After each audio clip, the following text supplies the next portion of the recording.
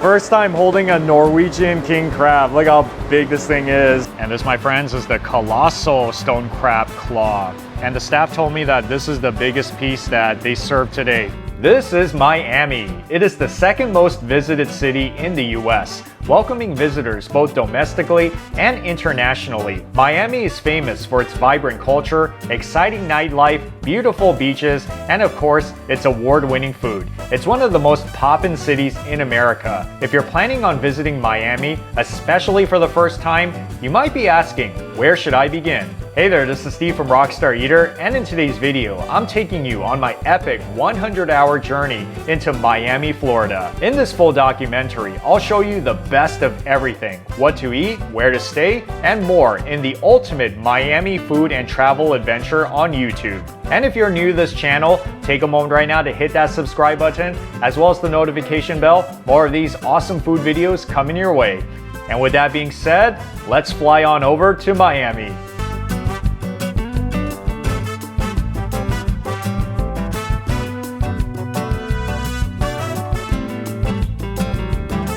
Woo, it is so humid here, just like I remember the last time I was in Miami. And here's a trivia. I haven't been to the city of Miami in over 26 years. The last time I came was in early high school as part of a family trip.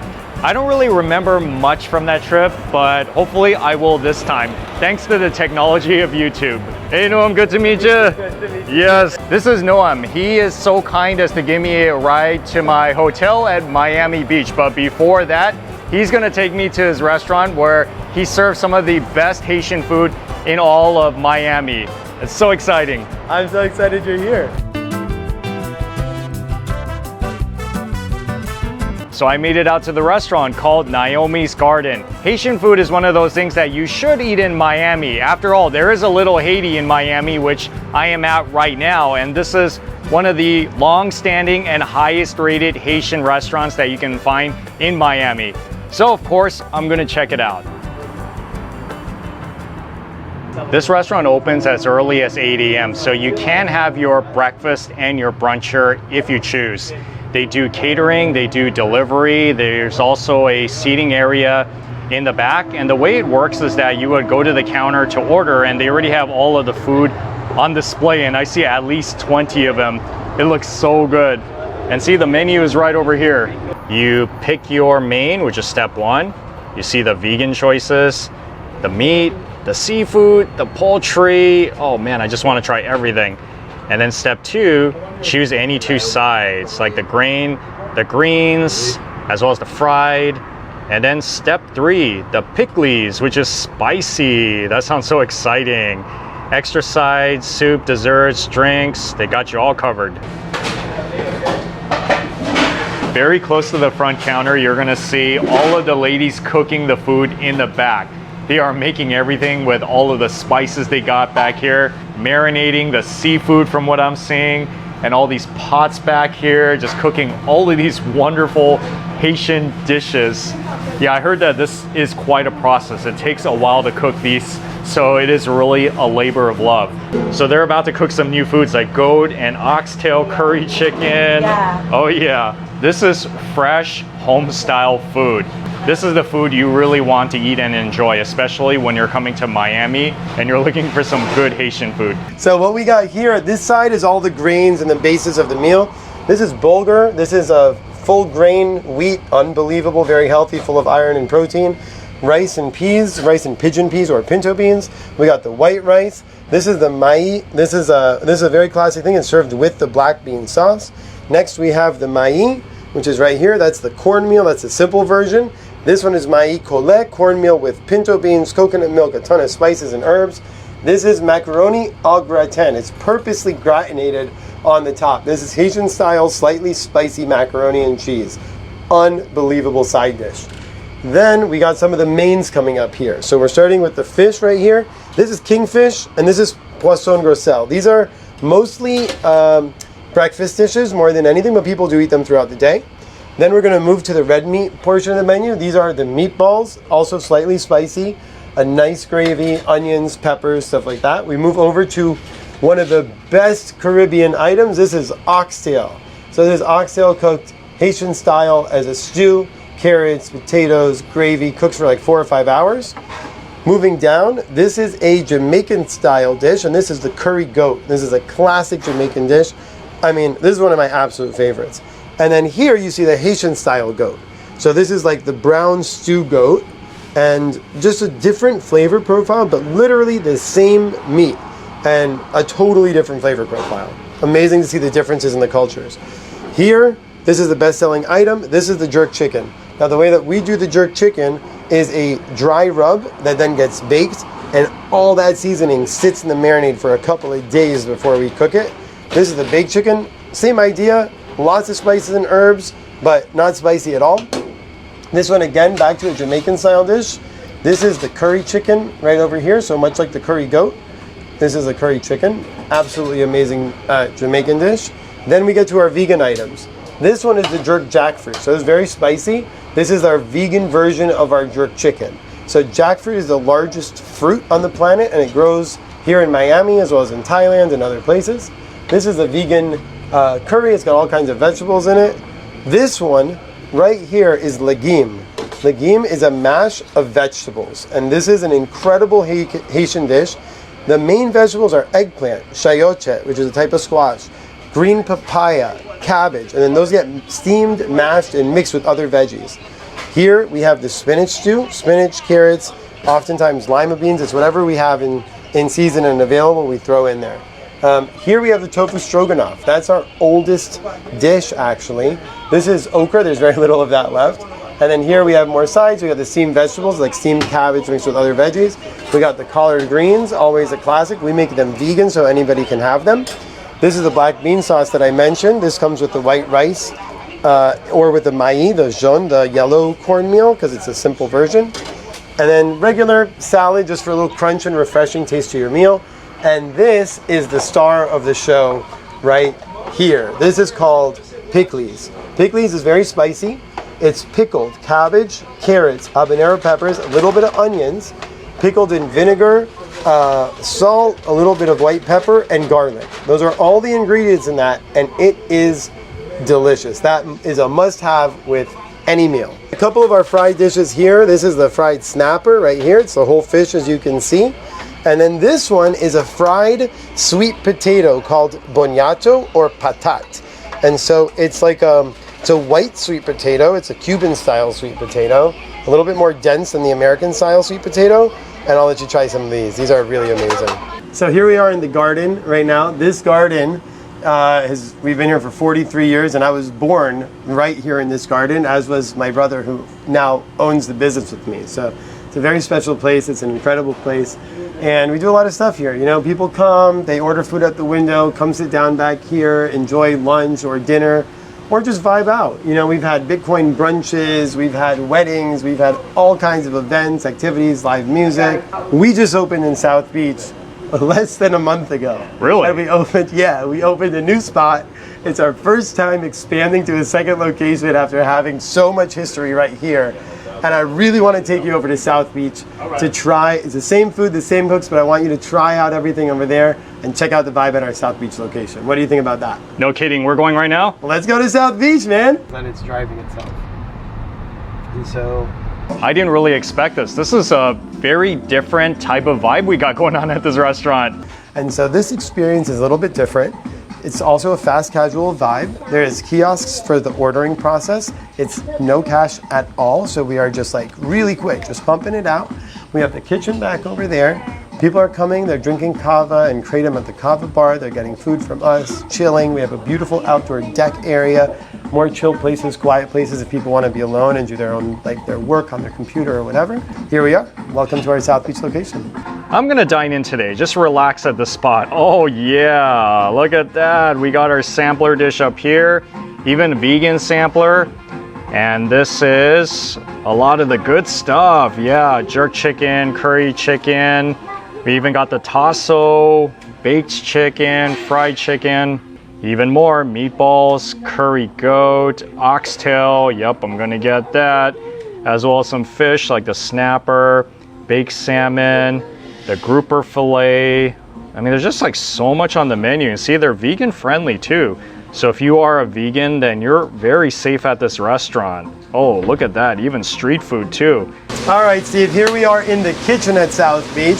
Things are a little different and some of it's familiar. So what we see here is a steam table actually built by the same gentleman that built the steam table at the other location, custom built to my dimensions, and the same dishes that we had there, we have here. Some of the differences here, we fry, we grill, we bake. This oven, this is the first time that we've had a combi oven. A combi oven bakes, it uses convection, and it also uses steam.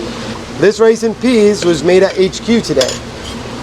And then here we got the baked chicken. So the baked chicken here is slightly different. We cut it into smaller pieces because we found a lot more people are getting the samplers as opposed to like the big meals. And so I wanted to make sure that they were able to be part of a sampler. Here is that macaroni I showed you. This is the macaroni au gratin. It has the burnt top. So we got baked chicken with rice and peas, macaroni, and then we wanted some gravy. And I put some of the gravy over the rice. And the pickles that I showed you. It's right over there. Right over there. All right, and you said it's kind of spicy, right? Oh yeah, that's got habanero peppers in it. So oh, wow. let's be ready for action. So that's plate number one. So the next plate is the grouper, the fish plate, right? Fish plate, yeah. So this one we decided no rice, so we're gonna go for some salad, some spicy pickles, and then we'll get the fried grouper and the fried plantains. So here we go, we got some sweet plantains frying up for you. And we got some fried grouper filet right here. I'm just going to grab that straight out of the fryer. The assembly looks pretty easy because all of the stewed stuff is already made in the other kitchen, and here they would bake it and they would fry it. It doesn't look like it takes too long, so you're gonna get your food pretty fast, but it is really good food and the ambiance looks super nice too. The South Beach location opens at 10:30 in the morning, so it's more like a lunch spot, whereas the one in Little Haiti opens at 8 a.m., so you can go there for your breakfast. But if you're here in Miami Beach, you might as well just come to this one. And plus it opens more late night than the one in Little Haiti. And plus there's free parking out there, which I heard is very unheard of in Miami Beach. So that's a good thing. I'm gonna start off with the Naomi sampler. And I think this is a good one, especially for beginners. In here, we got the rice and peas, along with salad, and the oxtail, which is down there. And we even have the curry goat, which is kind of up there, as well as legume, one of my favorite Haitian foods. Here's the fun part, trying all the Haitian dishes, beginning with the legume, which is made out of eggplant.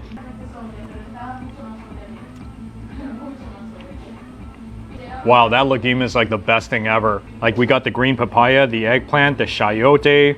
I feel like I can take a spoon and just eat like 100 scoops of that. No, seriously, give me like 100 scoops of that and that could be my main meal.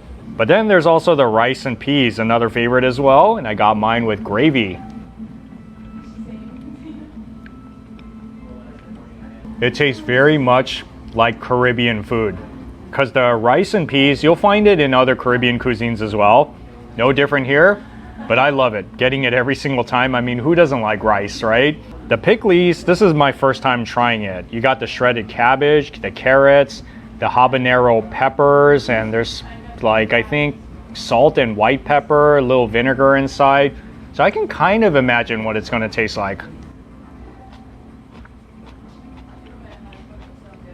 Okay, when people say that this is spicy, they're not kidding. It actually is pretty spicy. It's crunchy and it tastes a little bit fermented as well. You know, it tastes kind of like pickled cabbage, but just spicy. And it's been a while since I've had goat.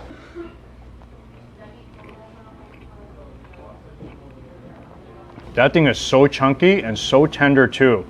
And I love the gravy sauce that's over it. And thankfully it's not too gamey. It actually tastes kind of like beef stew. I like it. I mean, I don't go to too many restaurants that serves goat because I think people are more into just beef and chicken. You know how Americans are. But yeah, you should definitely try it, especially if you're coming to a Caribbean restaurant, because it's one of those foods that you simply cannot miss if you want a taste of Caribbean food. For this one, I'm just gonna pick it up with my fingers and just do it how they do it in Haiti as well. It tastes just like a classic Caribbean style oxtail. See, it's so easy to eat that you can just suck it right off the bone and you can make this thing really clean. There we go. You see, the bone is completely clean. I just love oxtail. So when I see it on the menu, 90% of the time, I am going to get it. Naomi sampler is really, I think, the way to go. And plus, look, you get your greens as well. The salad. I mean, this is not exclusively Haitian, but why not? It's healthy. And I'm super excited to try this one too, the baked chicken. So the chicken is to the left right there. And in the center, we got the rice and peas with the gravy. And then we also have the spicy mac and cheese, as well as this one. You cannot forget that. And I got some of this passion fruit juice on the side because you're gonna need it if you eat all of those pickles. It's like kind of sweet and very tart as well. Very refreshing. It's like bright tasting. Yeah, you would need something like this if your food is very spiced up. Oh yeah, the whole tropical Caribbean experience. Oh, it's so tender. It's like you could just stab it with your fork and it's breaking apart.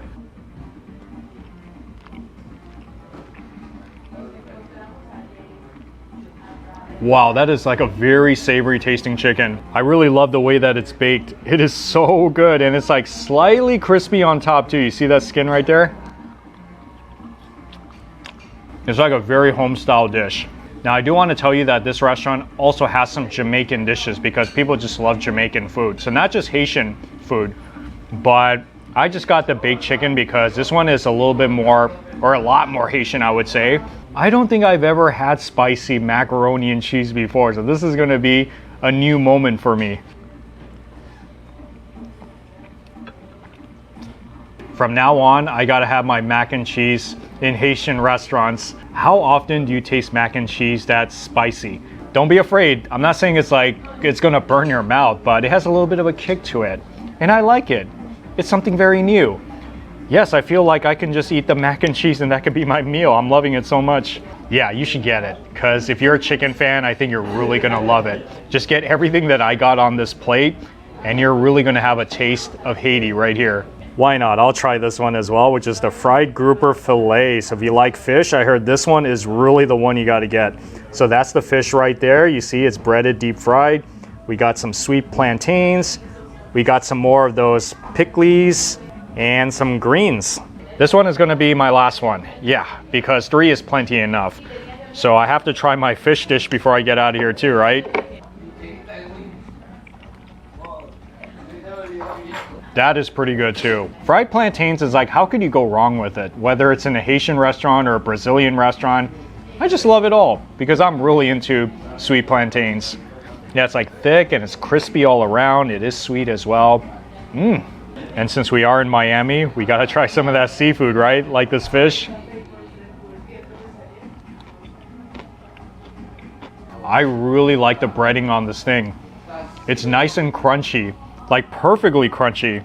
And the fish inside, pretty tender as well. It seems like every one of these plates, you're gonna have to get your pickles because this is so essential.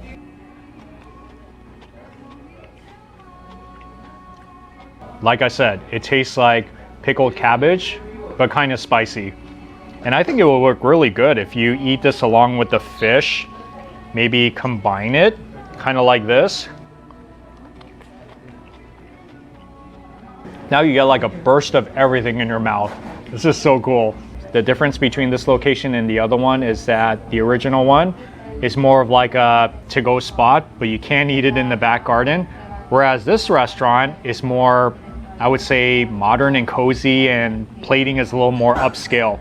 But same recipe, same taste, just purely awesome. Wow, it's been a pretty long day. Now I can finally check into my hotel. This is where I'm gonna be staying at for this trip, which is the Nautilus Sonesta Miami Beach. The crazy thing is I won a 3-night stay at this hotel at a raffle when I was at an event about 6 months ago. So yes, I'm cashing in on my prize. That's why I'm here in Miami Beach. But if you guys are curious to see what it looks like, I'll give you a little bit of a lobby tour and of course my room tour. All right, it's a very elegant and very cozy lobby. There's so many of these chairs and tables everywhere that I just want to hang out here all day. But I'm gonna check in right over there and then I'm gonna go up to my room. This hallway is so dark. I can't even see where the rooms are. Oh, it's actually right over here. All right, and this is it. To the right, when you come in, this is the bathroom with the shower, towels right there, and then you know what that stuff is, right? Yep, the water comes out from up there, pretty fancy. And then coming out here, you have this closet space where you can hang your clothes, safe deposit box, and ironing board right there. The king size bed, yep, that's the bed right there. We got a lamp on this side with the telephone. Got clothes drawer. And then we got a sitting table right over there along with a TV that plays when you come in. And then on this side, looks like we got kind of like a mini bar with water and alcoholic beverages. We got some snacks, and there's a water right there, the coffee maker.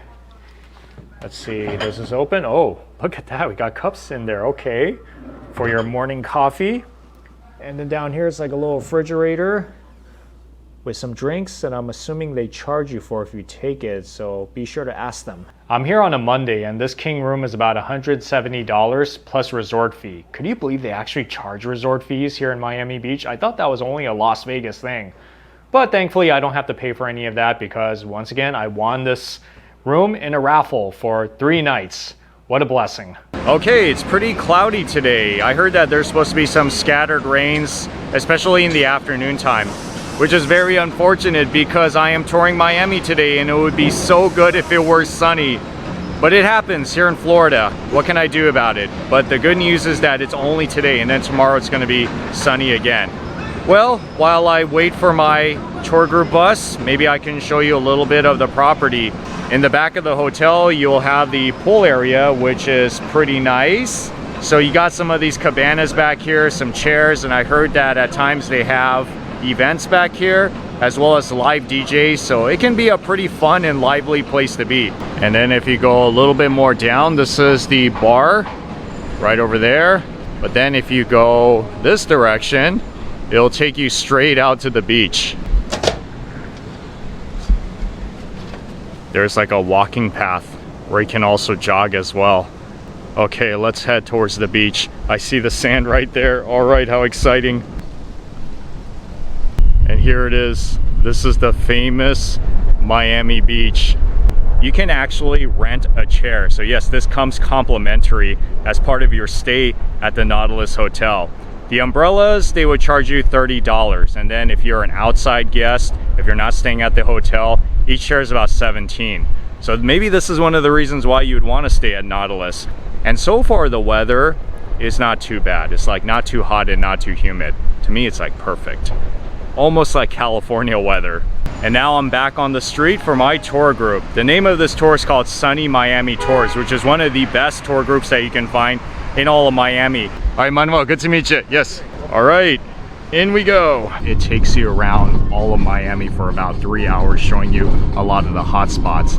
So I'm gonna be able to see them from the bus as we drive by. And of course, we're gonna stop at a few places so that we can kind of walk around. I mean, that's pretty typical of a lot of tour groups. But this one I heard is pretty cool because it's a pretty small bus. It's intimate, like a small group. The guides I heard is very knowledgeable, very passionate, and plus you can hear it in both English and Spanish, and it is suitable for all ages. So no reason not to join this tour.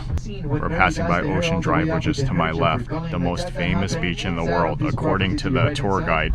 And to my right, there is this restaurant that's owned by the singer Gloria Estefan. I see to my right the Versace mansion where the designer Versace used to live.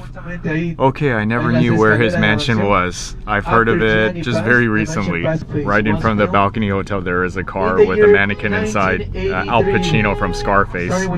Wow, this is quite an informative tour. And Miami, you'll also see a lot of these man-made islands full of a lot of very expensive homes where a lot of rich people live, celebrities. In fact, you can actually do a boat tour that's part of Sunny Miami Tours if you want to go see all of these celebrity mansions. I'm not going to be doing that on this trip, but if you guys are into that stuff, then you have an option. We now made it into the city of Miami, which is different from Miami Beach. This is one of the attractions in town, which is the Wynwood Arts District. So it's like this really big area with all of these restaurants, these bars, along with these art galleries and these murals that you would find on pretty much every building in this neighborhood. Some of it, which is very fascinating, I really like it, but then there's also some straight up graffiti, which is kind of ugly, just like what you see in downtown LA. Right here across the street we have the Wynwood Walls. This is a private open air art gallery. And if you guys were looking for the best ice cream in town, you can see the sign right here. This is gelato and macchiato, not for talking too much. The best ice cream in the city. If you guys would like to come inside, you can always feel free to ask for samples so you can try it. And then if you guys want to buy something, be my guest. It's our signature flavor. It's raspberry with the pistachio cream and the Agave. We also have the chocolate Dubai, one of the most popular flavors. Just like with a lot of ice cream shops, they will let you sample it. This one is the strawberry Dubai. Oh man, that is mind-blowing. Wow, that is so good. Okay, I already believe it. I only had one sample. I'm like, wow.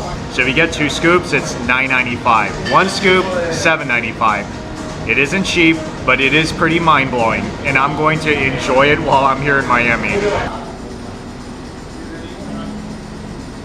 Some of the best gelato I've ever had.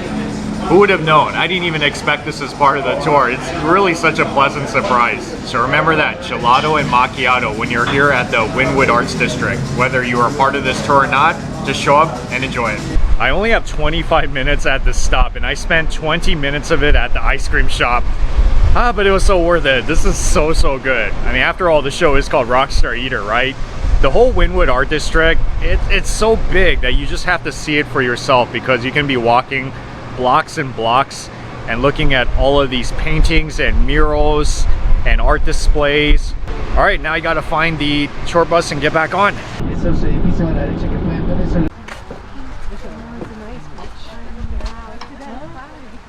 And if you guys are into beaches, then here's one stop that you should be happy about. This is called Hobie Beach.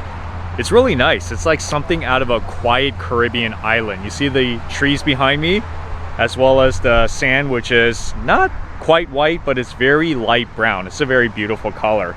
And then of course, the ocean itself, right over here, it's so calm. You can swim in there, and then a lot of people like to lie out and relax, and they even have some food stands right over there in the parking lot.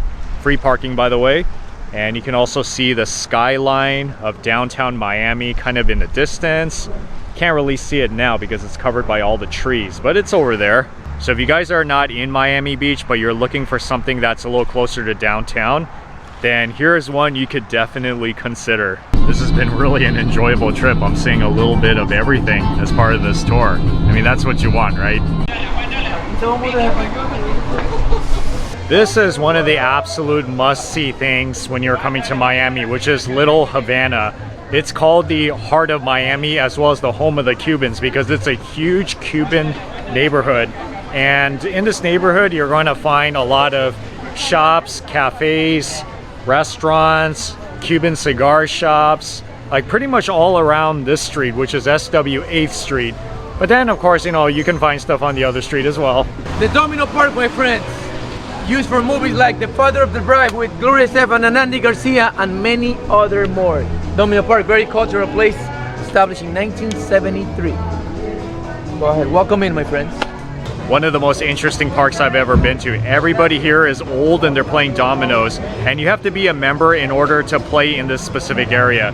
Membership requirement, 55 years old, and you have to know how to play dominoes, which is very popular with these folks. Well, they were nice enough to let me take some pictures here, and now I am moving on. kind of a tight space in here. This is the Little Havana Visitor Center. So I'm assuming this is where you would come to if you want to get all of your merchandise, like all the cups, all the t-shirts, just like everything. There's a coffee shop all the way in the back that's giving us some free samples of Cuban coffee. Woo! That thing is pretty strong. And it's sweet too. I like it. Yeah, if you're thinking of getting coffee, whether here at the Visitor Center or at a cafe in Little Havana, you should totally do it because coffee is really a big thing in Cuban cuisine.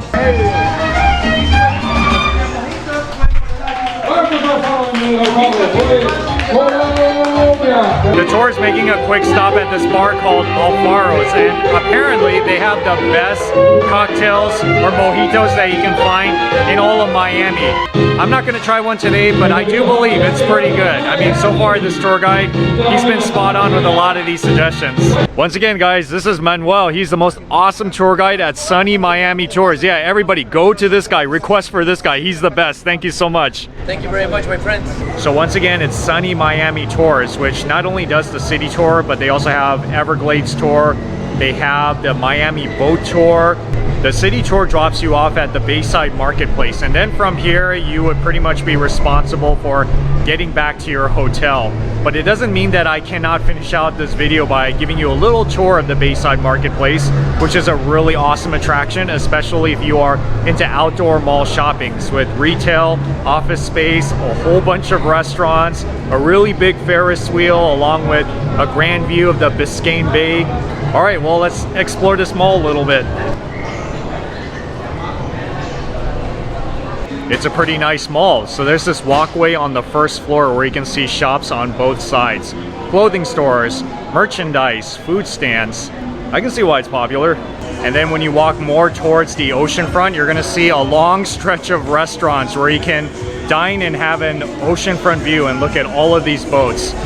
Since I'm already here, might as well just have lunch, right? I'm gonna do it at this sandwich shop called Sandwich, which is one of the best sandwich shops you can find in Miami. They specialize in Cuban sandwich, and they've been on Michelin Guide multiple years in a row. Cuban sandwich is one of those things you should try when you're coming to Miami.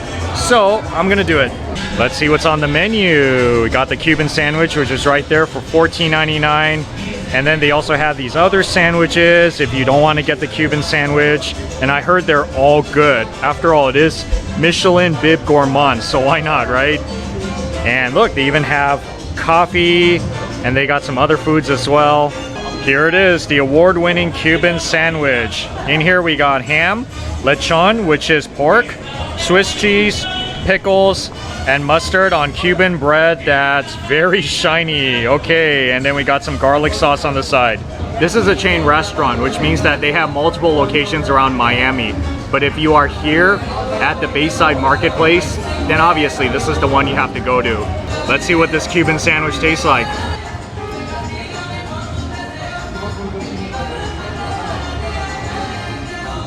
It's very tasty. The bread itself is very crispy. I think I've only had a Cuban sandwich about maybe like 3 or 4 times in my life. I don't eat it that often. The only time that I've had it was at Porto's Bakery back in LA. But first time having it in Miami at Sandwich, which so far has given me a first good impression. I'm gonna try it with some of this garlic sauce. Yes, garlic makes anything taste better, right?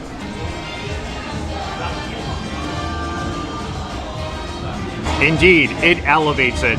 I feel like anytime you put garlic sauce on anything, whether it's sandwich or pasta or rice, it makes it taste like 10 times better. So if you guys don't like the garlic flavor, you don't have to put it on, because even by itself, it tastes great. But if you put it on and you love garlic, then this is gonna be like your favorite sandwich. By far, I would say the best Cuban sandwich that I've had anywhere. But then again, I haven't had too many Cuban sandwiches to begin with. But I am gonna try Cuban sandwiches at least one other time on this trip, so we'll see how the rest of them compare. I'm not gonna go into all of these stores, but you kind of get the picture. If you guys are into shopping, especially outdoor malls, then this is one of the spots you need to come to in Miami. All right, well, the rain is kind of picking up now. I think I'll be heading back to my hotel. Very nice sunny day today. This is exactly what I needed yesterday. You know, after I got back from the tour, I just couldn't do anything for the rest of the afternoon because it was pouring and I still wanted to see so much of South Beach. It's okay, it will be like this for the rest of the time. So today I'm gonna be doing a Cuban food tour, hitting up some really awesome Cuban eateries in Little Havana. I'm gonna be starting out with this very special restaurant called Versailles. This business has been around since 1971, making it a 54-year-old Cuban restaurant. And it's been called the world's most famous Cuban restaurant. I mean, everybody in town knows about it. All the locals as well as the tourists come to this restaurant. Some say that it is a tourist trap, but who cares? I'm still checking it out anyways. There's the dine-in restaurant, which is right over here. The entrance is right there to the side. And then there's this other section, which is called the La Ventanita, which is the to-go section. And this is what a lot of people do. They get their drinks, they get their food, and then they can take it to go out in the city, or they can enjoy it at one of these outdoor tables. I'll give you a little tour of La Ventanita before I go into the dine-in section. So you order at the counter, which is right out there. And look, they got pastries here, okay. But there's even more cakes and pastries at the bakery, which is right over there. And I'm gonna show you that later on in the video, so don't go anywhere. And yeah, they got the coffee, they got some t-shirts, like the merchandise. Look at that, even Cuban cigars. This is like the whole Cuban experience. I really like this restaurant. It kind of feels like a diner, but very vintage. Yeah, you can tell that this is an institution. Back in the old days, this restaurant was a gathering spot for a lot of the Cuban exiles. And ever since then, they still serve a lot of people, including politicians, celebrities, everyday workers. And the reason why it's so popular is that the food here is authentic, it's tasty, and it's affordable. That's a pretty killer combination. You see, world's most famous Cuban restaurant. You can't help but get excited for that, right? Oh wow, it's a big menu.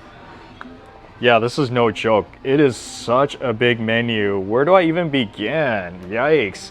You see they got the appetizers in this section, as well as the soups, salads. And if you guys are into things like chef special, I suppose these are the must order items, right? Like the fish fillet, which I think I'm gonna get because I heard a lot of great things about it. And they even have samplers, which are always pretty good, right? Especially if you're with a group or you're being introduced to Cuban food. And they have these weekly specials. Okay, so if you come on a certain day, then perhaps you would want to try one of these. How many of these Cuban dishes do I recognize? Ropa Vieja, yep, I've heard of that before. Vaca Frita, I heard is one of the best sellers, so yes, I am totally gonna get that. And oh, look, braised oxtail. Yep, for sure, I'm getting that as well. And if you guys gotta have your seafood, they got some options like salmon, breaded fish fillet, and they got shrimp. And you cannot forget your sandwiches, right? They got a lot of sandwiches on the menu. But this one, if you don't know what to get, I think it's this one. Our famous Cuban sandwich for $10.25. And the good thing about this restaurant is that there is a parking lot right across the street, which is free, and it's very plentiful. So you can come in during their very flexible hours, like in the morning and at nighttime, to get breakfast, lunch, dinner, for dine-in, to go, or to the bakery, which is in the other building. So it's really like a little Cuban food world going on here. If you can try 3 Cuban appetizers, why not, right? That's why I decided to get the combo. Yep, so on this plate, we got the ham and beef empanadas. I can't really tell what is what, but I'll find out in just a bit. And then that one is the croquetas. We got the ham and cheese croquetas, okay? And then up here we got yuca fries. And then that one is a cilantro sauce that I heard is like liquid gold. Well, let's see how good this sauce is. I'm going to test it out with the croqueta.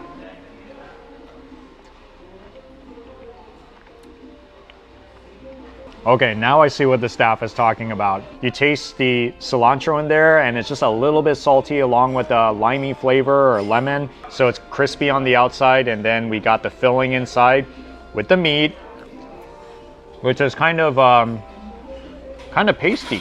Oh, that's very interesting. Fried yuca, had this many times. I always like it, no matter what cuisine it is. This is like the Latin American French fries, but probably better. I like it because it's so thick. Texture-wise, I wouldn't say it's as mushy as potatoes, so there's a little bit more of a bite, but I really like the crunchiness of this whole thing. It's been a long time since I've had an empanada in a Cuban restaurant. Yep, this one is the beef one. We got some savory ground beef inside. Almost tastes like a mini meat pie. I like fried empanadas. Then again, I like fried anything. The mojitos are also very popular. Classic Cuban mojito made with white rum, lime juice, sugar, club soda, other amazing things. I like the way it's designed. Look at that piece of sugar cane in there. That's real, by the way, so I guess you can kind of chew on it. I do taste kind of that rum flavor, and I taste the lime flavor as well, and it is kind of sweet. I mean, any sweet cocktail, mojitos, I like it. Just not straight up alcohol. I know Cuban sandwiches are a thing in a lot of Cuban restaurants, but especially here, they really market this thing. So if you guys don't know what a Cuban sandwich is, on the inside we got sweet ham, roast pork, Swiss cheese on a toasted Cuban bread with mustard and pickles. It's almost like a slice of a pizza. It's pretty cool, look at it. Yeah, I mean, it's not the biggest sandwiches out there. Obviously not like eating one of those hoagie sandwiches from LA, but it is packed on with a lot of the good stuff inside, yeah.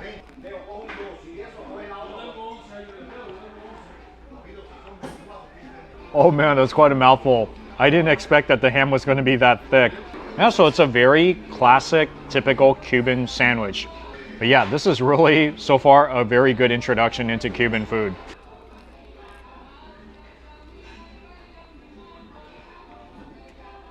Okay, it's a very good tasting sandwich with the bread and the meat and the sauce and all. I wouldn't say that the Cuban sandwich is like my absolute favorite sandwich out there, but I can still really appreciate the taste as well as the legacy of it. So yeah, this is really classic Cuban sandwich. This one is one of my entrees. This is the roast pork Cuban style, their most popular pork dish. So this pork is marinated with Cuban mojo and slow oven roasted. Anytime you hear slow oven roasted, you have to get excited, right? And it comes with a side of moros rice, which is that one. We got rice and beans, that's how it's made. And then down here we got boiled yuca with mojo. Slow roasted pork, definitely one of my favorite things to eat.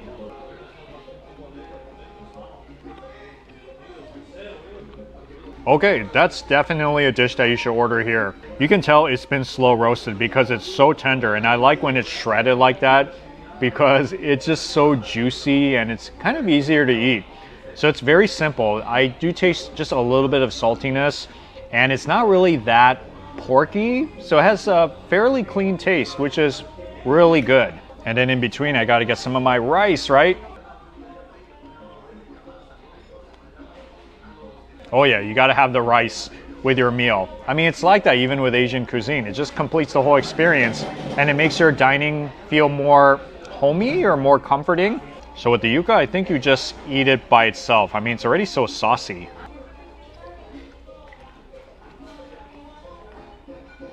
So this one is not fried. I would say it's a little bit of a healthier version. Me personally, I still like the fried one better, but the way that they sauce this thing, where it has a little bit of like a garlicky flavor, it's good. Because without it, it would just taste kind of bland. This is from the chef's special section, which is the fish fillet with shrimp in Creole sauce. That color looks super appetizing. So if you love very saucy fish, as well as shrimp, then this is the one you gotta get. And it comes with a side of sweet plantains and white rice. This is one of few times that I've actually had a fish dish where it came with shrimp as well. So you can enjoy two seafoods on this. That shrimp is plump and it's really crunchy. Okay, major props. So the sauce itself, it tastes kind of like a tomato sauce. I mean, I'm not sure what a Creole sauce is supposed to taste like, but that's the best way that I can describe it. Like some form of tomato sauce that has other spices inside that's characteristic of Caribbean cuisine. Oh, that fish fillet is so tender. It's like breaking apart. It's so hard to pick it up. Okay, this is a very good dish all around. I love it. The shrimp, the fish, the sauce itself, the Creole sauce.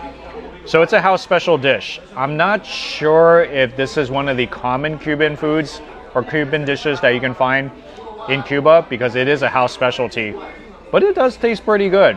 You see, you got the fish right here, and then you got the side of rice with the plantains. I mean, life can't be any better.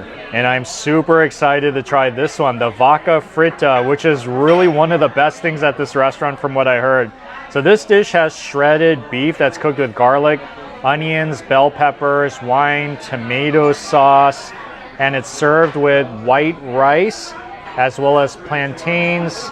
And then I also got a side of the black bean soup, which would work really good with the rice. It wasn't terribly busy when I came in, but once 12 to 1 o'clock rolls around, you're gonna see quite a lot of customers at this restaurant. And I don't even know what it's like at the bakery right now.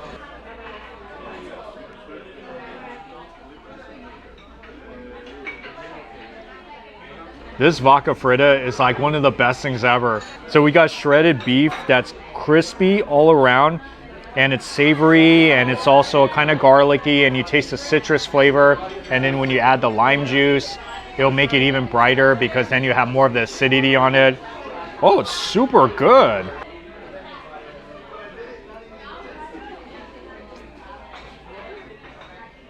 Oh yeah, get this dish.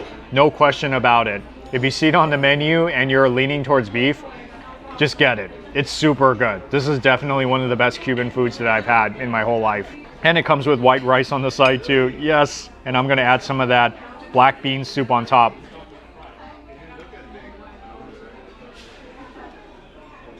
Now it's almost like home style. Now I see why every customer orders the vaca frita. I mean, I saw it everywhere on these Yelp pictures, and I'm like, what's the big deal with this dish? And now that I've tasted it, I'm like, yep, I'm gonna try to find it once I get back to LA. This one I heard is one of the most popular and delicious items on the menu. Braised oxtail. I mean, how could it not be? It's oxtail, right? So it's braised with spices in a red wine sauce. Let's do it. I'm not sure exactly how to eat it. Am I supposed to use my fork or fingers?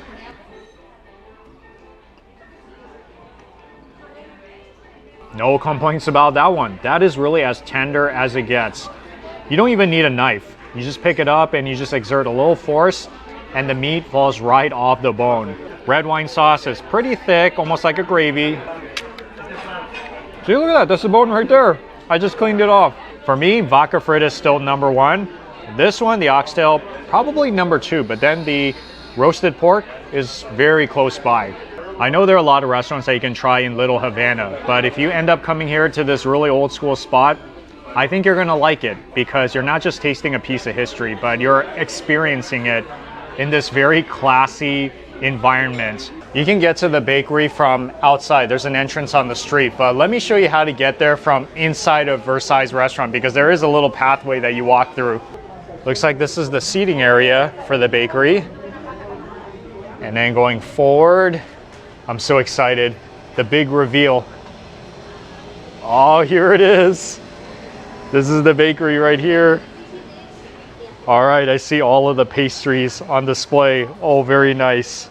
So this is pretty much it, the Versailles Bakery, where they make all the pastries, the cakes, the bread in-house.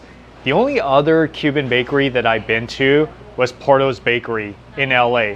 So it's going to be very interesting to see how they are the same, but also different. If you guys are curious to see how much it costs, it is right here. All of the dulces to the left, as well as the tartaletas to the right, and the cakes and pies, the empanadas, as well as the salads, and then the quiches, tortillas, and more. Okay.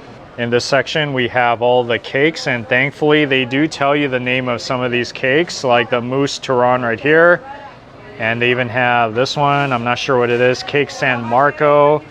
Tiramisu, yep, I know what that is. And in this other section, we have all of these on top, like the Señoritas. We got the classic Dulce Leche, Chocolate, Blanca, and let's see, oh, even this one with the pecan as well. And then down here we got some of these cookies, it looks like, even more. You see that?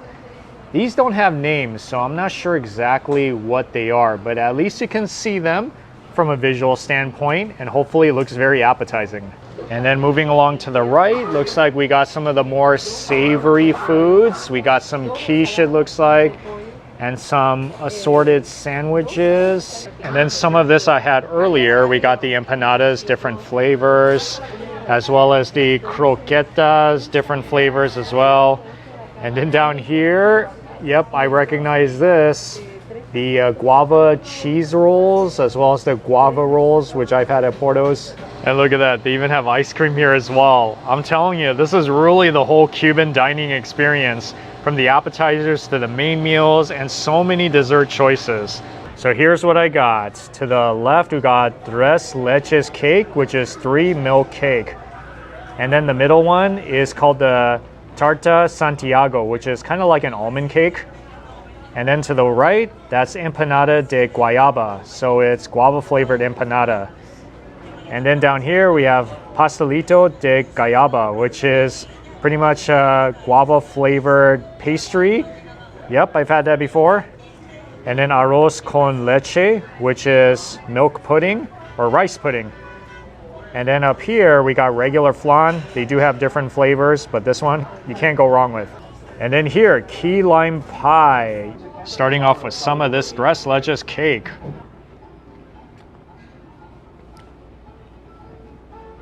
That thing tastes like a very soupy cake. You have all of the milk that's all around it. So this cake is going to be very moist and very wet. This is a cute little empanada, so this is going to be my empanada dessert. You see, that's the guava filling. This one is not really that sweet. It's like you can taste kind of some of the fruitiness of the guava paste inside, along with the cakiness of the empanada that's all around. It's pretty good. I like it. This, along with maybe some coffee, would be like a perfect combination. Not a Cuban dessert, but key lime pie. I'm gonna try it here because I don't know when else I'm gonna try it during this trip. I haven't had a key lime pie, I think, in 3 years, but this is the first time I've ever had a key lime pie in Florida. It's creamy, it's nice and sweet, it's also limey. I don't know if you guys have ever had key lime pie before, but when you're coming to Florida, doesn't matter what city, you just have to try it. I mean, it's the dessert of Florida. All right, maybe one more. Let's do it.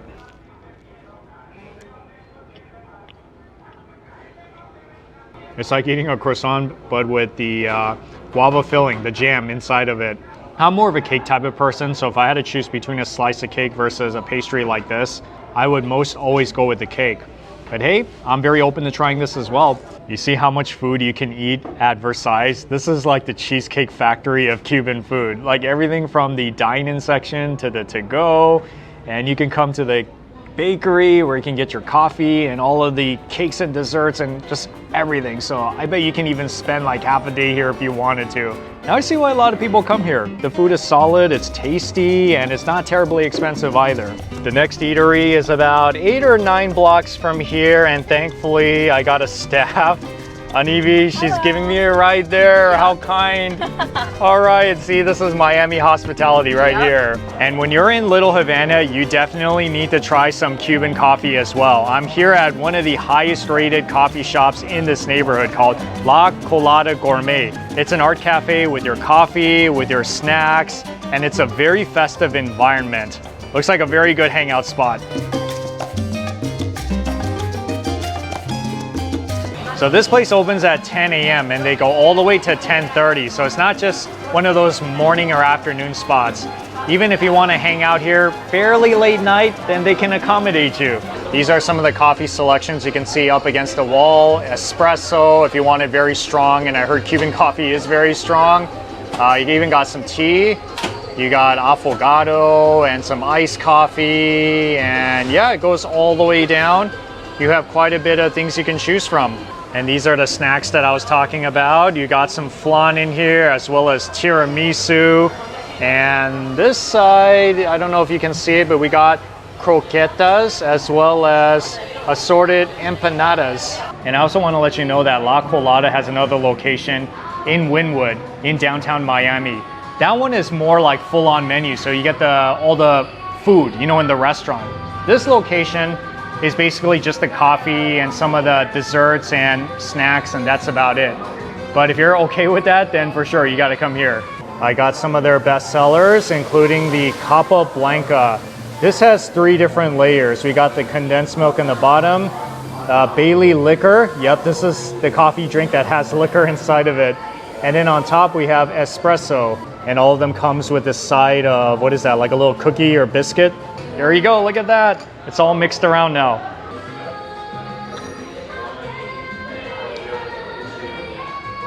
Wow, very tasty.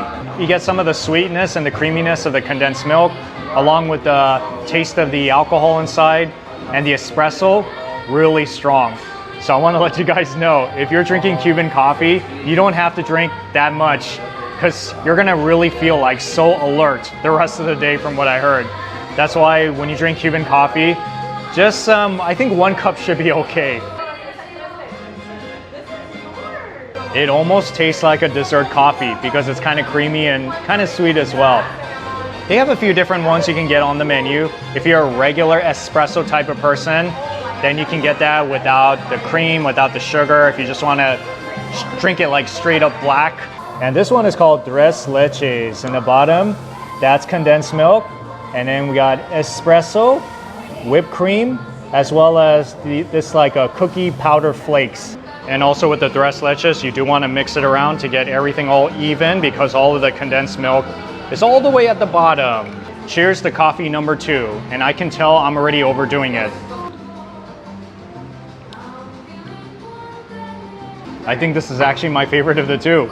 You taste that Tres Leches flavor, kind of like when you're eating the cake, like the one I had earlier. Ooh, this is pretty nice. Yeah, this is one of those coffee shops where you'd want to come back like 5-10 times and try all the different coffee that's on the menu. And now I'm here at Brickell, which is kind of like the Manhattan of Miami. All of these high-rise buildings, a lot of upscale stores. And I'm gonna be visiting another one of the tourist attractions in Miami that's here in Brickell. Now here's another thing that you can do in Miami, which is to visit the Brickell City Center. It is an outdoor shopping center that's 3 stories high, and this is the most upscale shopping center you're gonna find in Miami, and it's really a work of art. I mean, this thing is so huge, and you have a lot of designer stores in there. You got restaurants, you got jewelry stores. Yeah, I'm always into outdoor shopping centers. Oh, no kidding, I've seen pictures of it online. You can tell the designers really put some work into this. Now I have to kind of be a little discreet about filming because filming is actually not allowed on this premises, so there's going to be a short segment here. But the point is, yeah, it's really a spot you got to visit if you are in Miami. So I would say out of the 2 malls that I've been to so far, this one is definitely superior. Yep, it's pretty cool. I like it. I'm more of what you would call a window shopper. I just like to look at it. I don't even recognize a lot of these brands, but if you guys are into shopping, then you should come here and spend all the money you want. Well, at least I got my steps in because there is dinner coming up very soon. Last but not least, I have made it out here to Cafe La Trova, which is in Little Havana, of course. This is kind of like a Cuban version of a cantina. They are a night spot that has alcoholic drinks, and there's live music starting from 7 p.m. and dancing, but they're also very much known for their food. In fact, they were nominated on Michelin Guide, and whenever I see something like that, I get really excited. So of course, I'm gonna go.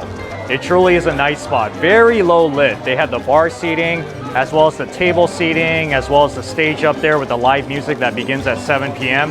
And this bar has been nominated on the world's 50 best bars multiple years in a row. All right, well, that all sounds really good.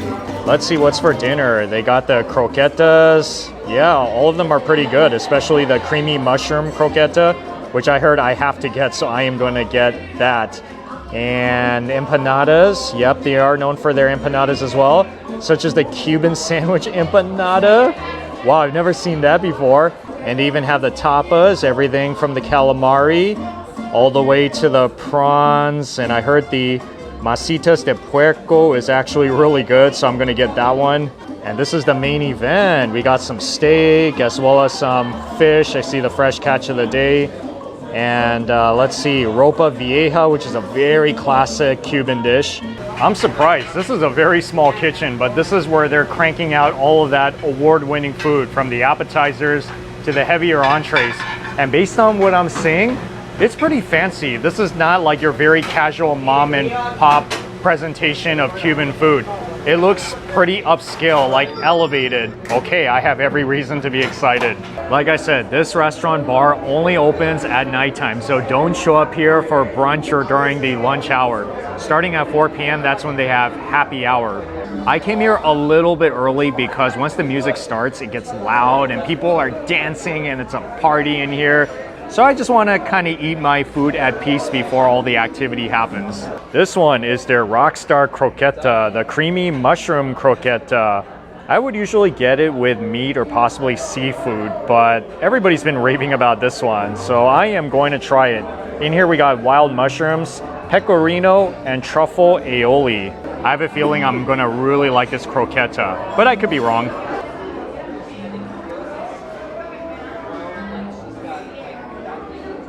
This is like the richest, fanciest croqueta I've ever had. Inside is, you can taste the mushrooms and it's kind of creamy, and you know, you taste the aioli as well. It's mind-blowing. Oh yeah, that's like the perfect appetizer. For sure, you gotta get it. And where else are you gonna find a Cuban sandwich empanada? Yep, I am so doing it. So each order of these empanadas come with 2. In here we got the La Trova lechon, which is pork, as well as ham, Swiss cheese, yellow mustard, and pickles.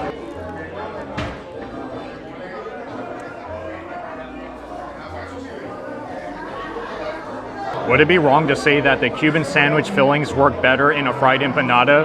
Yeah, for sure. Definitely try these Cuban sandwich empanadas because you're not going to find it anywhere else. I mean, the other empanadas I think is pretty good as well. Like, I just want to order and try all of them. But this one is really such a novelty. From the tapas section, we got the masitas de puerco. This is crunchy mojo marinated pork, sweet plantain mash, which is in the bottom, and mezcal honey glaze. That sounds so fancy. The masitas is a tapas, but it really looks like it could be an entree, especially in a fancy restaurant.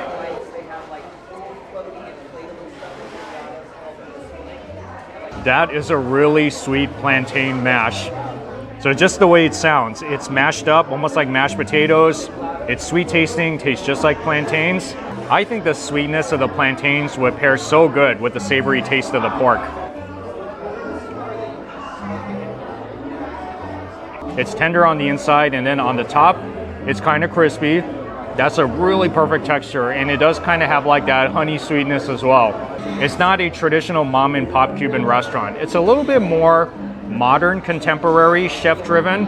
But hey, this is just one of few different kinds of Cuban eating experiences that you can find in Little Havana. Now on to the main event. This is no joke. This is the lechon. Wow. Braised mojo marinated pork shoulder, steamed yuca, crispy pork belly, citrus mojo, and pickled onions. This is all really good stuff. I'm so excited to try, especially the lechon. Oh man, this is like some of the best lechon that I've had in any restaurant. Oh, it's so tender, and when you sprinkle the lemon juice on it, that acidity really brings out the savory flavor of this food. They give you the tender pork, but then they also give you the fried pork belly as well.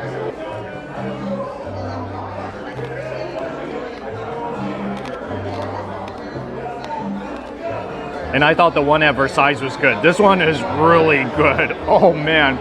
Yeah, I could come back here just to order this lechon. I wonder if I'll ever find something like this when I get back to LA in a Cuban restaurant. No, this is no joke.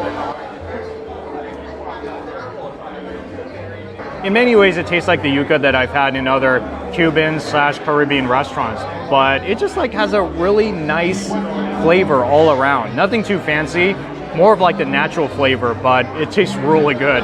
Wow, this whole dish is a knockout. Really, one of the best dishes that I've had on this trip. And if you guys like chicken, this is a classic Cuban dish, but made in their own way. The arroz con pollo, bomba rice, saffron, cerveza, free-range chicken braised in its own juices. Wow. This should be interesting. I haven't had a rice dish like this in quite a while. I guess it's kind of like their version of a risotto, arroz con pollo. Very popular Cuban dish. This is my first time having it. It's like a very savory saffron flavor.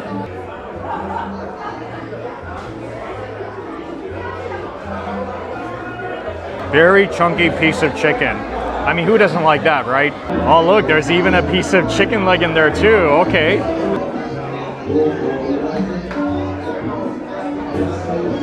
That chicken is so tender that you don't even need a knife for this. It just falls right off the bone. Now, me personally, I'm not the biggest fan of saucy rice like risotto, no matter what kind of meat is on it. But in an objective sense, I can say that it does taste good because, like I said, the chicken is really moist, very high quality. The rice is good. The sauce, you know, the saffron flavor is pretty good as well. It's just not the first thing that I would order when I go to a restaurant, but it is very popular here. And if you like chicken, then I think this is the one you got to get from what I'm hearing. Another classic Cuban dish, the ropa vieja, skirt steak ropa vieja. So we have the arroz, which is the rice, with the frijoles, which is the beans, the black beans, tostones, as well as avocado cream.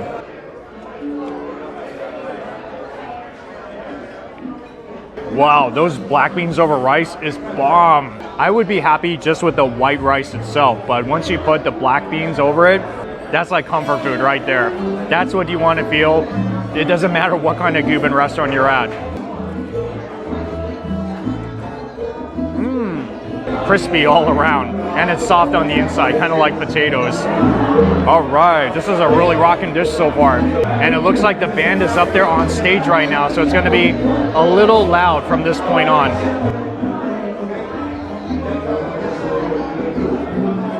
All right, that's pretty good too. It almost tastes like beef stew. It's so saucy, and the beef, the skirt steak, is very tender. You see how much food it is? Yeah, you're gonna get full off of eating this one. If you don't come with a big appetite, you're gonna have leftovers because there's a lot of meat on here, a lot of rice, a lot of beans. Any one of these entrees can easily fill you up, so don't think you have to order more than one. Truly an awesome day of eating Cuban food. Now keep in mind that these aren't the only 3 really good eateries to have Cuban food in Little Havana. But if you start with these 3, then you're really going to have a taste of Cuba in this neighborhood, and it's going to be pretty rockin'. Man, that was a lot of food today. So now I think I'm just going to relax, sit back, and enjoy the music up there. Well, good morning from Miami Beach. It is about 9:15 a.m. and I only got 4 hours of sleep yesterday. I really overdosed on that Cuban coffee. What a disaster. I'm never doing that again.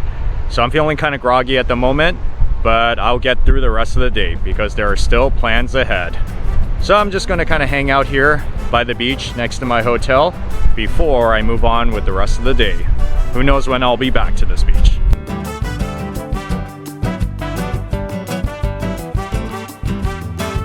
If you are southeast of the city of Miami, you're gonna come to one of the city's landmark attractions. I'm here at Vizcaya Museum and Gardens. This is the place you have to come to if you are into museum, gardens, village. It's like acres and acres of land where you can really do a lot of walking and appreciate like really beautiful European style gardens. So it's a really great spot, especially if you want to do a lot of walking and you're really into art. So just be sure to put on some sunscreen. To let you know, this is not a free attraction. So you do have to pay an admission fee. It's $25 for adults. But if you are under 5 years old, you could come in for free. And that's all the details about the discounted tickets.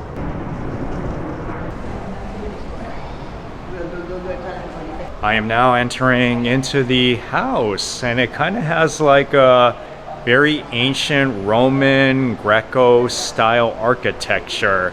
So there's really no right or wrong way to do it or how long you want to stay. You just go at your leisure.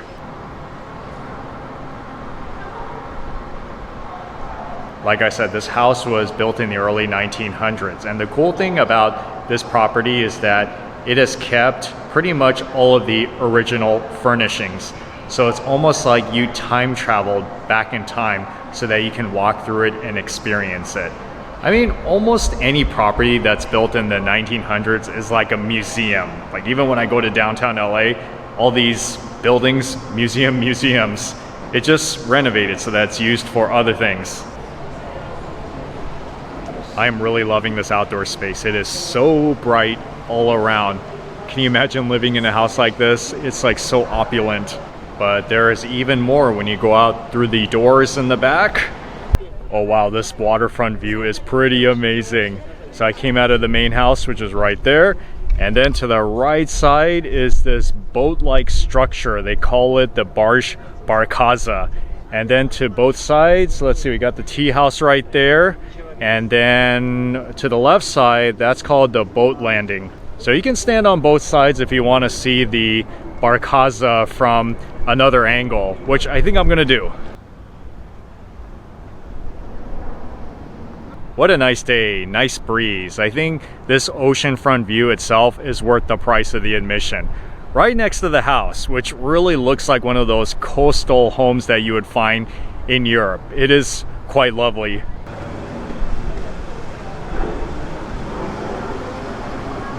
All of this right here is the garden. There's about 10 acres of beautifully landscaped gardens that's supposed to resemble the type of beautiful gardens that you found in 17th century France or Italy. I don't see that very often, so it's very fascinating to me. And I notice a lot of people like to take pictures here. So if you guys are looking for a place to take headshots, graduation photos, engagement photos, I think this would be a very ideal spot. To the side of the main house, you're gonna find Vizcaya Cafe and Shop. So if you're planning to spend half a day here, you're in luck because they do have a cafe here where you can get drinks, you can get meals. There's even a gift shop here where I see t-shirts and books and some other cool things.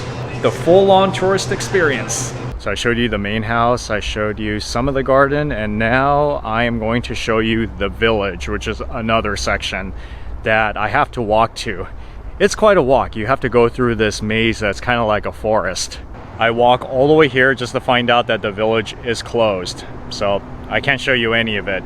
But if you guys want to check it out, they do have a farmer's market that runs here on Sundays. I think it's from 9:30 to 3:30 p.m. Well, at least the good news is there's a lot of free parking here. Maybe it's just because I'm into ancient architectural design, but I think you should check it out because, like I said, it is one of the hottest attractions in Miami. It's $25, so it's not a free thing to do in Miami, but I think it's pretty worth it. I mean, how could it not be? You get the house, you get the garden, and even get this oceanfront view behind me. To give you a little LA analogy, it's kind of like the Huntington Library mixed in with a little bit of Getty Villa.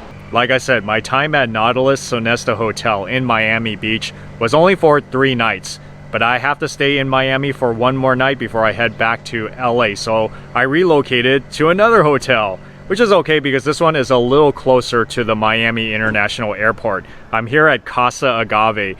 This right here is the entrance.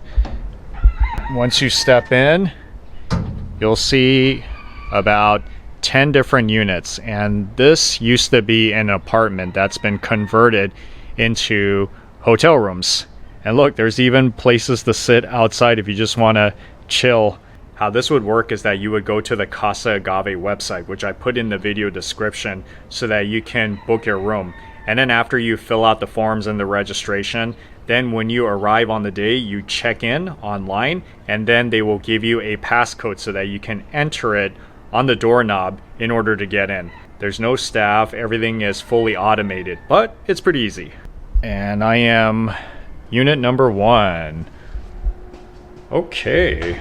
Based on what I'm seeing, it's kind of a small studio sized room, but I heard that it has a lot of the amenities. Thankfully, every unit has air conditioning, very helpful, especially in the summertime. That's the window right there.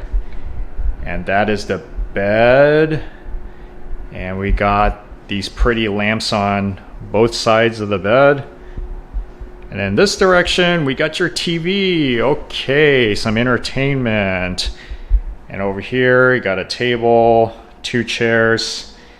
And then moving in this direction, let's see. Oh, okay, this is pretty cool. I didn't have this at the Nautilus. There's a microwave as well as a freezer and a refrigerator. So good for putting leftover food, yes. And on the other side, we got a electric stove, so you can cook your stuff in here if you want to. Sink. Up here, we got some plates as well as cups.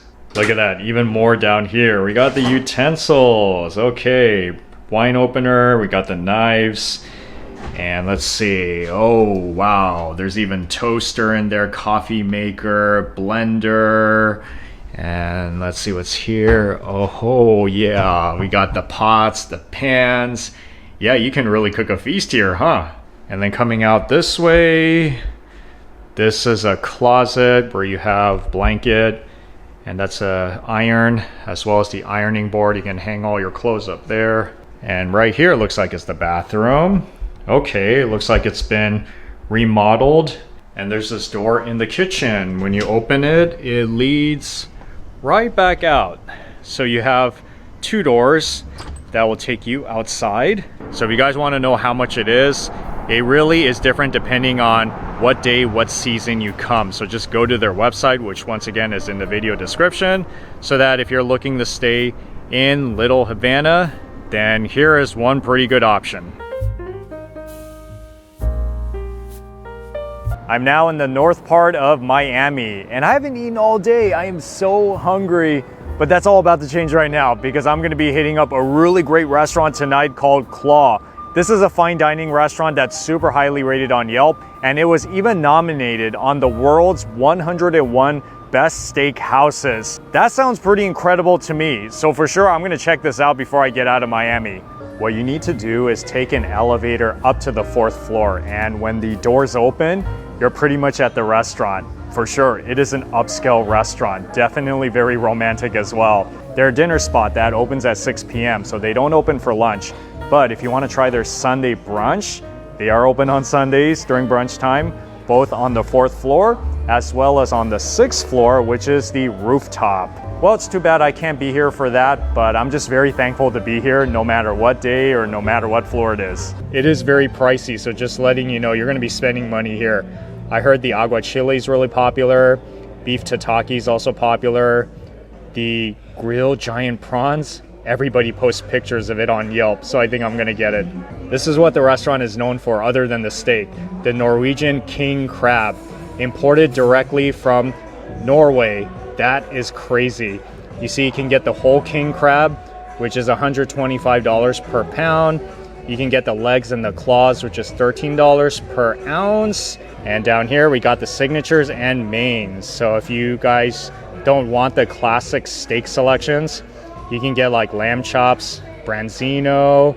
Now here's the steak menu. See, our cuts are dry aged in-house, cooked over a live fire, fueled by a mixture of hickory and oak. Yeah, this steak is gonna taste amazing, I already know. See, that's the Angus right there. We got porterhouse all the way to the filet. And we also have this, the tomahawk, as well as the bone-in strip, which I heard is really the thing everybody gets. So I think I might get that one actually. But there's more. You see Florida cracker, as well as American Wagyu, and even Kobe beef, the strip loin, and the eye of ribeye. And here it is. Oh wow, that is pretty epic. Wow, there's so much of it. It's like all different sizes and shapes and colors. Yeah, so there are over 20 selections of meat in here. Anytime a restaurant dry ages, you know their beef is going to be really good. So I can see why this restaurant is so acclaimed. The care and all of the attention that they put into producing these steaks, you know something magical is going to come to your table. And check this out, guys. This is all of the crabs that were imported from Norway. Yeah, real authentic Norwegian king crabs. You know, I don't think I've actually had a Norwegian king crab before, so this is going to be the first time. See, this is one of the reasons why this restaurant is so popular, because of this imported Norwegian king crab. Oh man, I'm so excited now.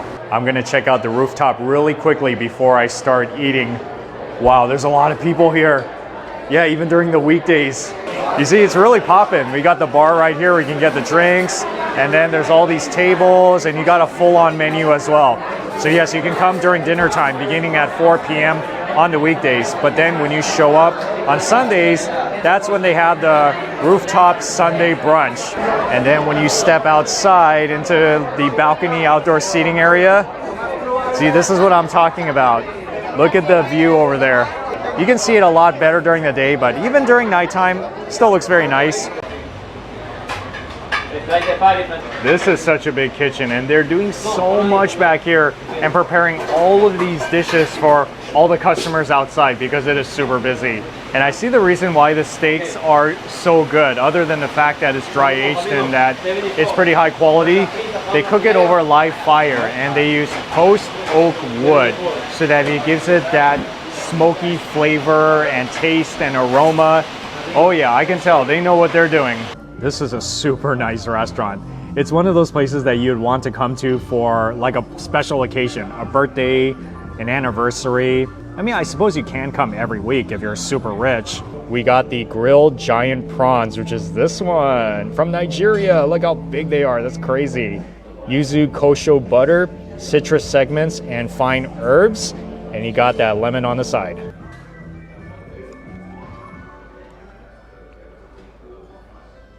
Oh man, that prawn is pretty killer. It's so thick, and that's the way I like it. So there's going to be a lot of chewing and a lot of crunch going on in your mouth. I really love the sauce, the yuzu kosho butter sauce. It's buttery and it's also citrusy as well. And when you put the lemon juice on it, it makes it even more citrusy or more sour, which I really think is the way to go. Like lemon on any seafood is so good. How often do you see prawns like this in a restaurant?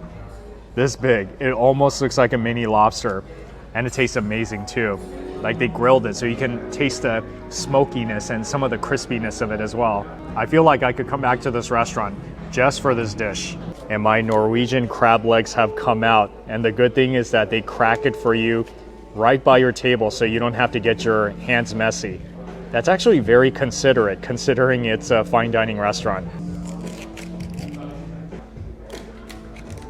I guess you could say this is kind of like a mini show, cracking the Norwegian crabs right in front of you.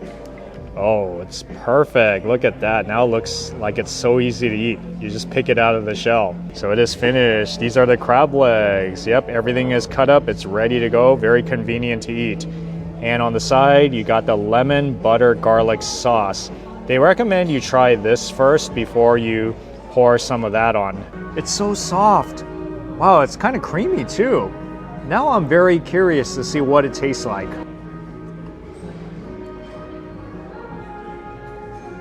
Okay, I don't think I've ever had a king crab like this before.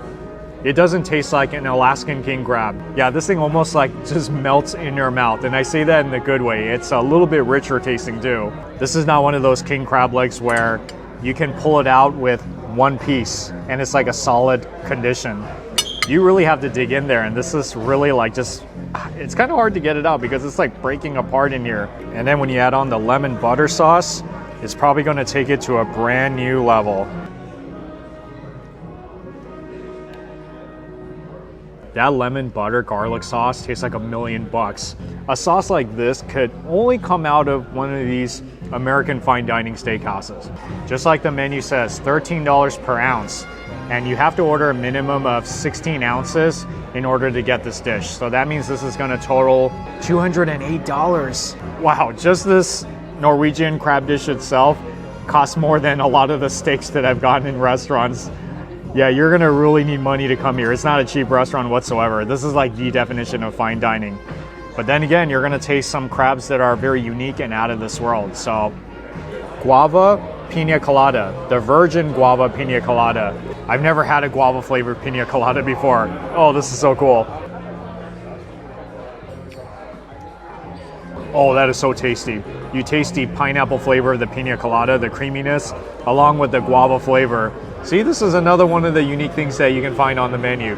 So far, I'm loving everything here. It's just, wow, pretty mind-blowing. The main attraction has come out. Here's my steak for tonight, the bone-in strip, the Bronview from North Carolina.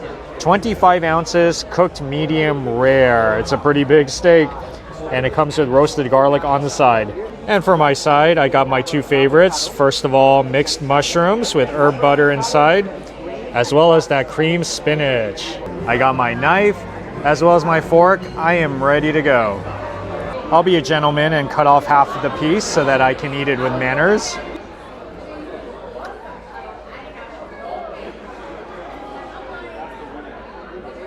That is an amazing tasting steak. If you look at it, this New York strip, it's fairly lean. I mean, even if there was more fat on it, I wouldn't mind. I mean, I really like the taste of the fat, but taste-wise, it's incredible. It's high quality. It's everything that a steak should be. It's like so manly when you eat this thing.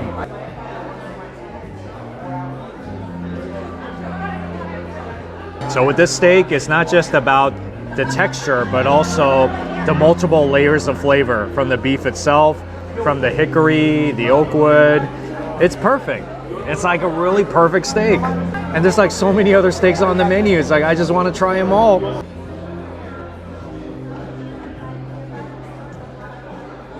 It's definitely mixed mushrooms because I taste different mushrooms going on in there. The sauce, the saltiness level, it's like all right. That tastes like a mushroom dish that could have come out of a steakhouse too. Cream spinach is also something that I usually like to get in steakhouses. No different here.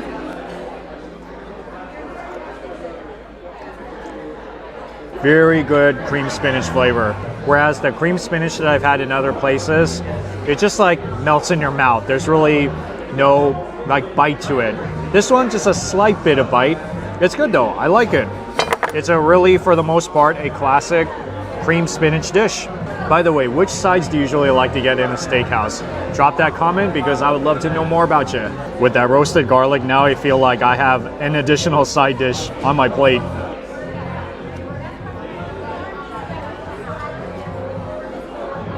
That tastes really good too.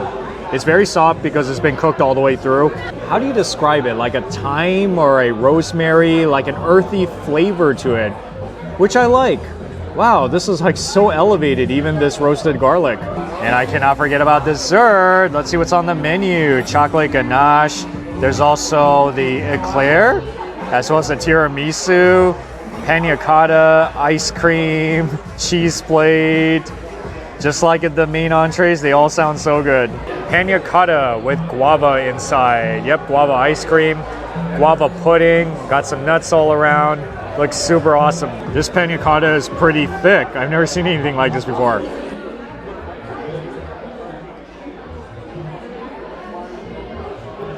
The thickest, creamiest panna cotta I've ever had.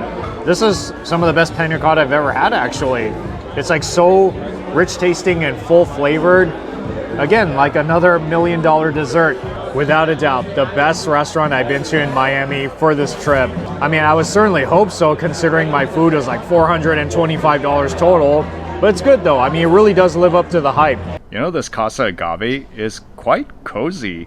I mean, it's not in the prettiest of neighborhoods, but for a single traveler, it's good enough. You got everything in there, like the bed, the refrigerator. And today's my last day here in Miami, and I am going to one more food spot before I take off to the airport. So just going to eat some breakfast in the meantime. Look, my leftover steak from yesterday. I know it's pretty crazy. I'm eating this right before I head off. I'm here at Fresh Florida Fisheries, and this is one of the highest rated and biggest seafood markets you're gonna find in Miami. And I came at a really good time because now they have their seasonal stone crab claws. So this business has been around since 2016. Family owned. Now this isn't a restaurant per se, but they do have a kitchen that starts at 11 a.m. So you can order the food and then they'll cook it for you, and then you can take it either to go or you can eat it outside at one of the tables. And thankfully it has a very nice shade. Since I'm already here, I might as well show you all the selections, right? Beginning here, we have mutton snapper. That's a pretty big fish. And that one is called the mangrove snapper, and you see that's the price per pound. And let's see, yellow jack, which is that one. And this one is the grouper fillet. That's pretty big too. And then moving along down here, we got some hogfish. Yep, it's that one right there. And then lane snapper. I love the red color. There's a lot of them on display. Yellowtail. Okay, that's like one of my favorite sushis. And here, red snapper. Yeah, this is popular. You see how many are laid out? That means it's a bestseller. And we have a few different shrimp here. We got this huge one there, and then we have this other kind, and then we got this other kind and this other kind. I think it's cool how they're all different colors and sizes. And we also have, what is this? Oh, baby octopus, okay. And this one is the tuna. Oh yeah, just like in a sushi restaurant, $20 per pound. And that one is the sea bass and swordfish, which looks really rich. Look at it. I like that texture. And then kingfish right there. Salmon steaks. Yep, I always like that. Mahi fillet. Yes, big strip. And then this one is the Corvina fillet. And then grouper fillet, as well as the snapper fillet. And that one is the salmon fillet. And then this is called the Dorado. You can't see it, but it's in there, dead in the ice. And here is branzino, the thing I always like to get in Italian restaurants. Oh, and these are the stone crab claws, okay. Yep, it's all that down there. So they're different prices, and I'm assuming it's because of the size. So this one is the cheapest one per pound for $25.99. This one, it looks bigger, and this one goes for $35.99. Oh, they're so shiny. And then here, $45.99. Yep, these are even bigger. And then $49.99 per pound. These are probably the biggest. And then finishing it off with some lobster tails. And that's scallop right there. And that is squid. That is conch. And black mussels, as well as clams. And over there we got some fish head. And at the center of the seafood market, you're gonna find this whole section of different pasta. So you can buy your seafood and your pasta and make something really fancy at home. They even have like black truffle oil. That's pretty fancy.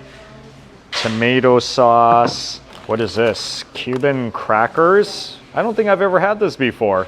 This is the kitchen menu, what I am here for. So you can get appetizers. You see they got the fish soup, they got ceviche. They even have conch fritters. That's pretty awesome. And what else do they have? Entrees. Yep, gotta get at least one of these, right? The minuta sandwich is very popular from what I'm seeing on Yelp. They got grouper, shrimp, tacos, fish and chips, sides and desserts. Yep, it's the full-on experience. Salad, fries, key lime pie. Oh yeah. Wow, look how big that is. That is the colossal. It's like the biggest one today. You see, even with the sandwiches, they start from scratch with the whole fish, cutting it up, preparing it. This is really like as fresh as it can get. And it's perfectly butterflied. Oh yeah. So after they would cut it up, it would go into the kitchen, which is in that side of the building. Oh, there goes the whole fish. Oh, it's frying in there. Lemon pepper, as well as some of the flour, and then the coating on top. Once you place the order, they would start making it. It's not fast food, so you're gonna have to wait a little bit, but you do want them to make it with care since this is high quality seafood. You want it to taste really nice. This food almost reminds me of like eating at one of those seafood restaurants by the pier in Southern California. It's not to say that it looks exactly the same, but just kind of like the same vibe. It'll be cool if I actually had a waterfront view outside. A lot of awesome things on this tray. This one is the smoked mahi dip, and I heard it's really one of the best things here. That's the fish. Over there, it's like in scoops, as well as these chips itself. So you just take this and then you just go at it. I got the lobster bisque, which I haven't had in quite a long time, so I'm very excited to drink this one again. And those right there are the conch fritters. And that's the lobster tail, which has been salted, peppered, very simple, grilled to perfection. And then that's the lime right there. And that's the cocktail sauce, which goes with this one. The good news about this seafood market is that there's free parking, although it's not a very big lot. So try to come here a little earlier in the day, before the lunch rush or sometime after.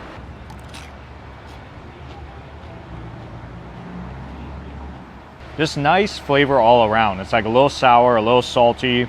Oh yeah, totally a good dish, especially if you're with another person or if you're with a group around this table. It's like, hey, instead of nachos, why not have some mahi-mahi dip while watching our favorite sports game at home? It's been so long since I've had a lobster bisque. I don't even remember what it tastes like. It's very milky, and flavor-wise, I think it's perfect. It's not like too salty or too spiced up. I wouldn't say this is one of their best sellers at this fish market, but I personally wanted to try it because I haven't had it in a while. Conch fritters is also something I don't remember when was the last time I had, especially with cocktail sauce.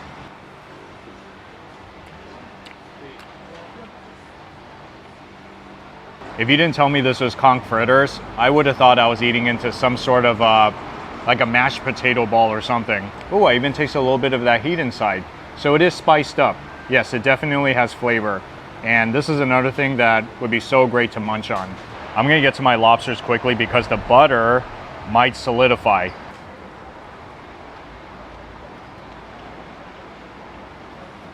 It's a very good tasting lobster. I mean, no complaints. It's fresh, it's crunchy.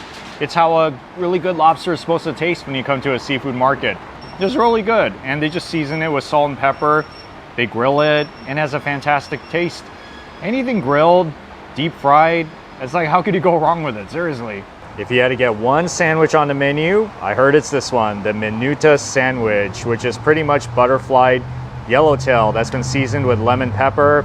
It's been breaded, deep fried, and then in here we got the garlic aioli. Yep, a lot of garlic aioli, along with the tomato, lettuce, the bun itself, and it comes with a side of French fries. This thing is a beast. Look at that. I'm taking my time to show you. 360. See, that's the tail right over there. Have you ever seen a yellowtail sandwich like this before? It's sticking out on the edges. Okay, come with a big appetite if you order this thing because you're gonna need it.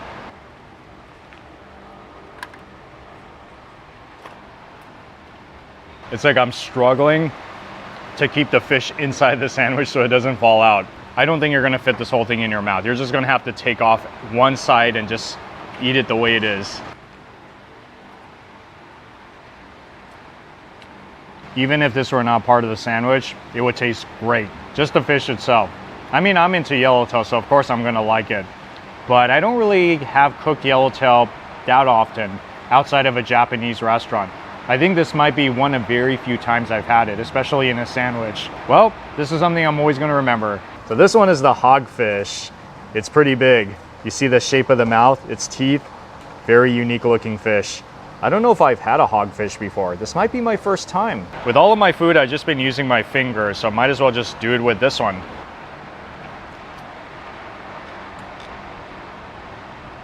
That thing is pretty tender. I almost feel like I'm eating a fried tilapia, but with just a little bit more of a bite to it. Yeah, and don't forget to put the lime juice on it because lime juice or lemon juice on any seafood will make it taste 10 times better.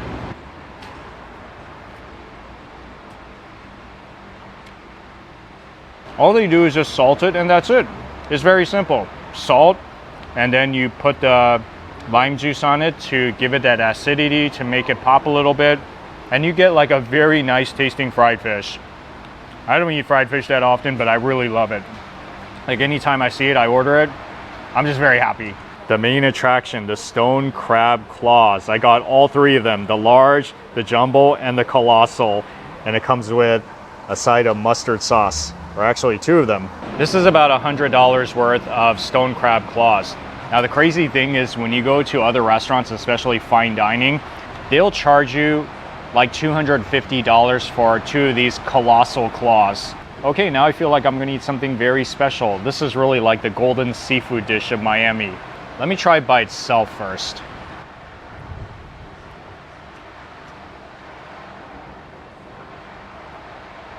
That is like the chunkiest piece of crab meat I've ever had in my mouth.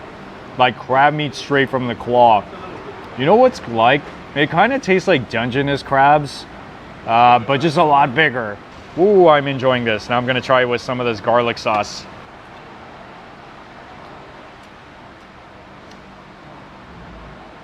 That garlic sauce makes anything taste good.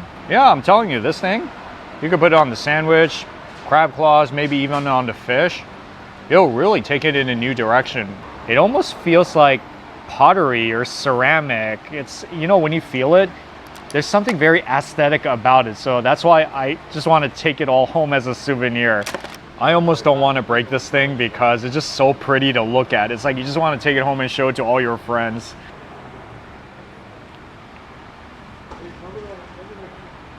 When I go back to LA, I'm not going to have such a big crab like this ever again.